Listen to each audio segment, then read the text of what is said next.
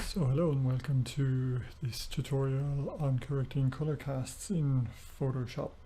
So this image here, if you can't already see, has a slight blue cast because it was photographed on a cloudy day, which can have a slight blue tint in it, using an incorrect white balance setting. So using a sunny white balance setting, and of course that will add blue into the image already to try and balance out for the warmer light on a sunny day. So we ended up with this blue cast here, which is kind of killing the nice greens and the other colors. It's killing the vibrancy of the colors. So we just need to remove that.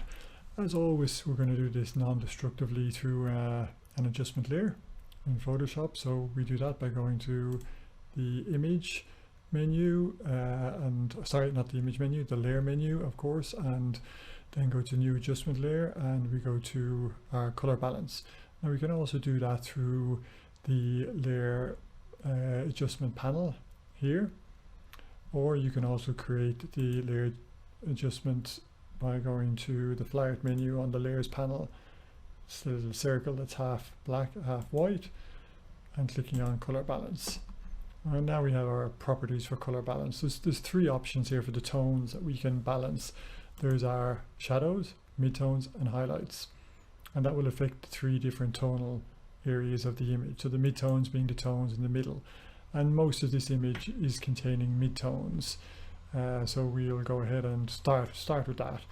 So as I said, we know this image has a blue color cast. Sometimes color casts can be a little bit more difficult to see.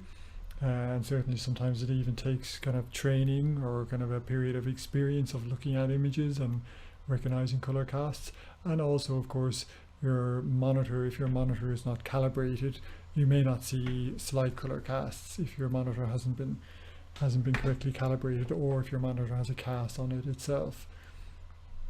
So the first thing we're going to do is I'm just going to create a little point.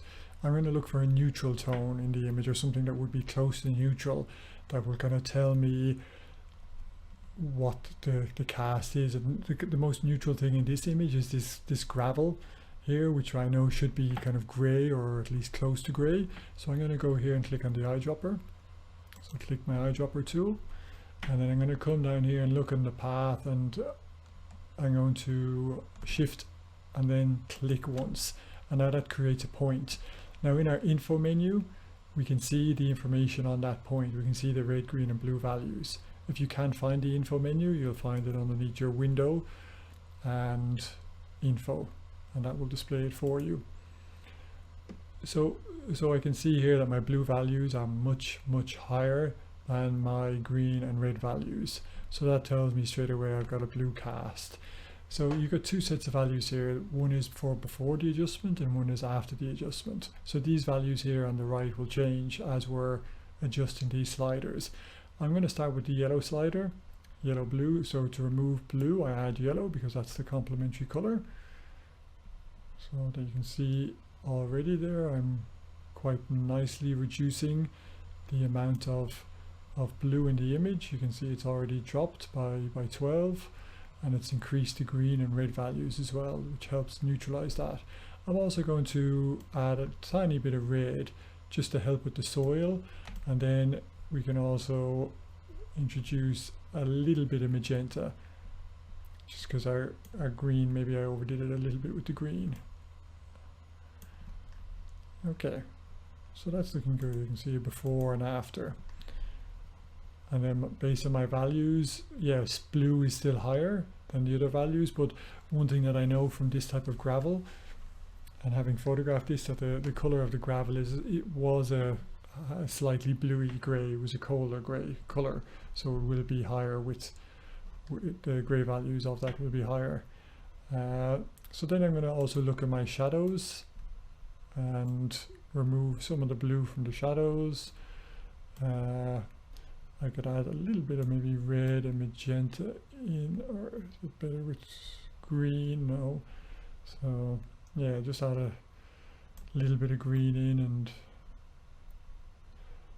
also we can play with the other sliders. So maybe a small amount of red, just one in the shadows. Be careful, because when you're working with the shadows, you'll have to increase these values a lot less, because what you would do when you're working in the shadows will have a more profound effect on the image. So just be careful you don't change these too much.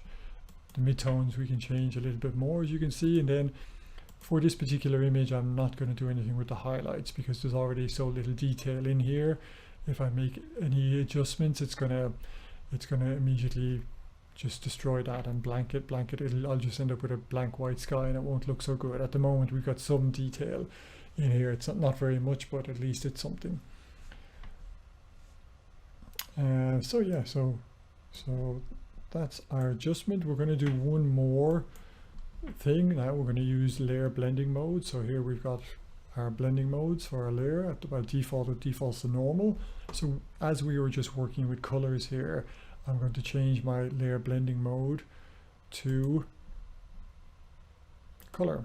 So now it'll only affect the colors. And if we go to our history and just see what it was like, so before and after, you can see the color balance we did affect the tonality. It made the image a little bit brighter.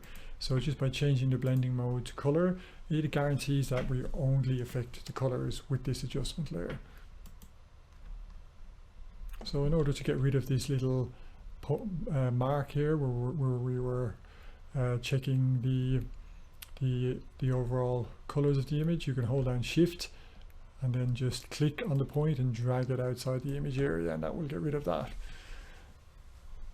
And then once you're finished, or once you're finished with your adjustment and you want to save it, you can save it with the layers as a PSD file, or you can go to Layer, Merge Down, or by pressing Ctrl-E on your keyboard to merge the layer and save it as a TIFF or JPEG file.